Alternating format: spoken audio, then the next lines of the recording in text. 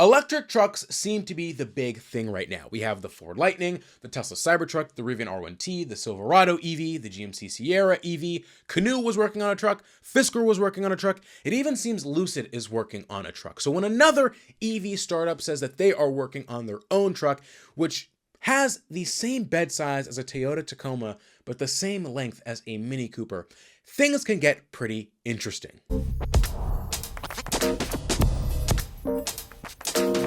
I'm talking about Telo. That's like hello with a T, Telo, and their MT1, which I imagine stands for Mini Truck 1 or Mini Telo 1. Anyway, it's Telo Truck's first EV, and it is the size of a Mini Cooper in length with the bed size of a Toyota Tacoma. Yes, you're hearing me right.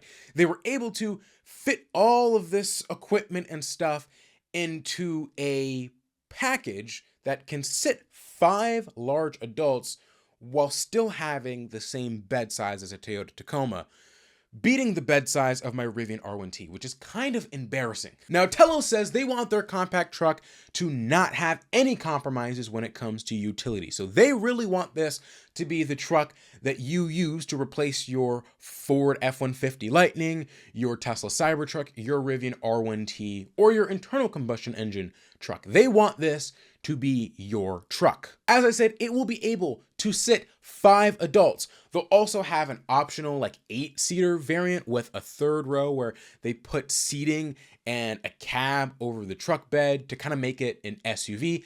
I'm surprised they're not just starting with an SUV first, knowing that SUVs are such a popular market, but it'll have a midgate, kind of like we see in the Silverado EV, where you can fold down the midgate and that gives you a longer bed. Telo says up to 8 feet. So Telo really isn't just trying to make a cute city EV. I think they really want this thing to haul and tow and replace your other truck, like they say. Telo is looking to sell their single rear-wheel drive version at $41,520, a pretty specific number, but that's $40,000 and then $1,520, 152. The vehicle is 152 inches. Their dual motor all-wheel drive will be looking to sell at $46,019. Really interesting specific pricing. They're expecting a huge 106 kilowatt hour battery, which I gotta be honest here, for a truck of this size, a vehicle of this size, right? Length of a Mini Cooper, 106 kilowatt hour battery. They're expecting 350 miles in their all-wheel drive dual motor version, and then 260 miles in their rear-wheel drive single motor version. I imagine the single motor rear-wheel drive will have a smaller battery. That's why it gets 260 miles of range, while the 350 mile range dual motor, right, will have that 106 kilowatt hour battery. But that seems huge. I feel like a vehicle like this would get more range. It seems to be pretty efficient in its spacing and size. I think something like this would probably get closer to like 450 miles of range. Not sure where they're getting these figures from, but that is what Telo is claiming. For the dual motor, they're expecting a 0 to 60 in 4.5 seconds. Payload capacity of 2,000 pounds with the rear-wheel drive, 1,700 with the all-wheel drive, 6,600 pounds of towing capacity. So this thing will be able to tow, and they're expecting a top speed of 125 miles an hour, albeit I do not imagine many of you will be going that fast ever. So Telo has all of the specs. They got some features. Should I also mention they have a mid-gate tunnel, kind of like the gear tunnel that Rivian has. I mean, it's pretty much exactly that. Not that Rivian came up with the concept of a gear tunnel. In fact, the concept of a tunnel in the middle of your truck dates back to as early as like the 60s and 70s. Volkswagen had their own thing, but clearly it takes inspiration from the Rivian R1T. They say it'll have 110 and 220 volt outlets in the bed. It'll have the ability to have a solar roof and tonneau with a partnership with Aptera, which we'll get into in just a second. It'll also have a temperature controlled bed feature. So imagine you have cold groceries, you can put them in your bed. With it being temperature controlled, you put the tonneau on, that just keeps things insulated. I think that is super, super cool.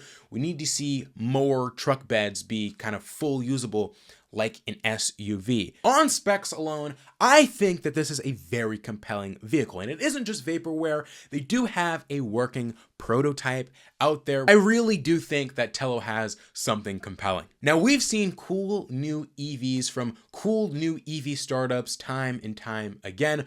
Tesla, Rivian, Lucid were all startups at one point. But then on the flip side, you look at Canoe, Nikola, Fisker, Faraday, Lordstown, Bollinger, Sono, Arrival. I could go on and on. So many EV startups come and go, and they're made every other day. The issue isn't making a good product or having a good idea. It's about it actually materializing. And while I think the Telo MT1 is cool, I highly doubt that they will ever be able to make it. And I hate to be negative and sound like I'm preying on an EV company's downfall, but no, it's quite the opposite. I hope Telo survives. Something like this in the marketplace, replacing all those huge EVs and trucks that we have on the roads, would be awesome. Is it realistic? Probably not. Americans love their big SUVs and trucks. Something like this will probably work better in European and maybe some Asian markets. The United States, not so much. Maybe some city people will like this, but I want Telo to survive. Again, the issue is we've seen so many startups. It's hard for me to want to invest a bunch of EV enthusiasm in a company that may not be here in the next couple years. No matter how good the product is, you need factories, you need parts, you need staff. There are a ton of logistics. You need money to get things going off the ground. Look at Aptera. They've been looking for more investors and kind of asking for money every other quarter for the past 5 years at this point. And it's not Aptera's fault. You need money to get off the ground. And I think Aptera's vehicle, I want that. I hope that succeeds. But the point is, you need capital. You need some backing to be able to make this work. Now, from our side, we don't know what Telo's financial backing is like. Maybe they have some billionaires out there who are looking to bankroll Telo until they get into some sort of production. But Rivian had Ford and Amazon and BlackRock. Lucid had the Saudi Public Investment Fund.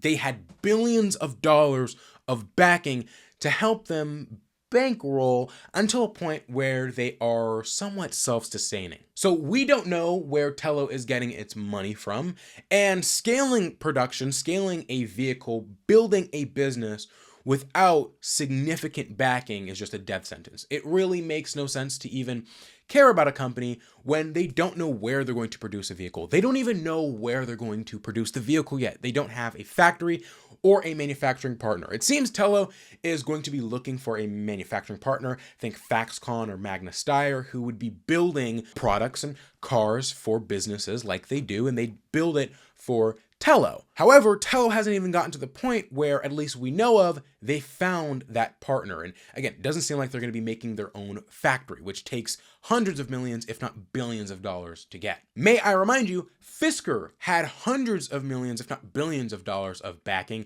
They even got to the point of production, selling cars, having the entire kind of chain solved, even having dealerships and service centers of the sort, and still Fisker failed because, well, they weren't selling enough vehicles and they weren't selling vehicles at a profit. Which leads me back into the conversation we just had. Compact vehicles really don't sell that well in the United States. It's just a fact, especially when you can get something for the same price that's larger. People are going to go with the bigger thing. More storage, more space, more utility. It just makes sense. Which leads me back into the conversation we just had.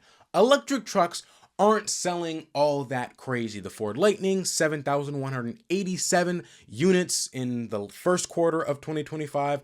Cybertruck, 6,406. Silverado EV, 2,383. Raven R1T, 1,727. I mean, all of these have a base price of like $60,000, $70,000, and then can push past $100,000. And so there's a pretty premium on these trucks. Something like Telo, which is expecting to start at $41,520 for the single motor, and then $46,019 for the dual motor, but $40,000 optioned up, $50,000 for this truck. You can get a pretty decent SUV at that price point. And with the Ford Lightning's price probably going down as the years go by, and we got this Tesla Cybertruck rear-wheel drive, which will likely lower its prices. And then you add on the fact that this is, again, a compact vehicle, and the US market isn't that interested in compact trucks. It makes the Telo MT1 a harder and harder sell. Look, I think what Telo is looking to do is great. They're trying to build a ergonomic vehicle using a bunch of sustainable parts, just something that is different. A world where $40,000, $50,000 midsize SUV EVs are really making and paving way for electrification in the market doesn't have room for a compact electric truck from another startup with no financial backing, no service network, no logistics. Like, how is this going to work? This has absolutely nothing to do with Telo at all.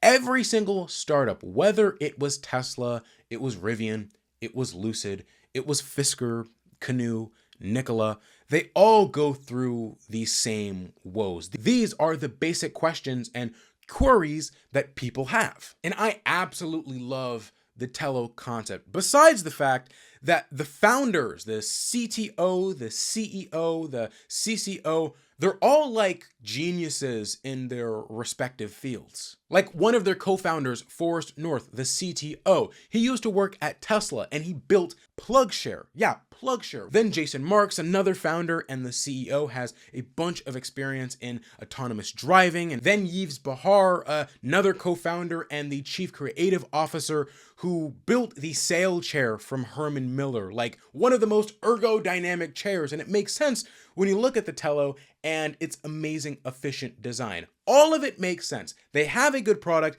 They have a team of smart people who are able to run it. But from a business side of things, how do they expect to stay afloat? Let me know what you guys think down in the comments below. Are you excited for the Telo trucks? We have a few other electric trucks that seem to be coming on the market. Expect some videos here on the Out of Spec channels. Thank you guys so much for watching. My name is Isaiah, and I will see you guys in the next one.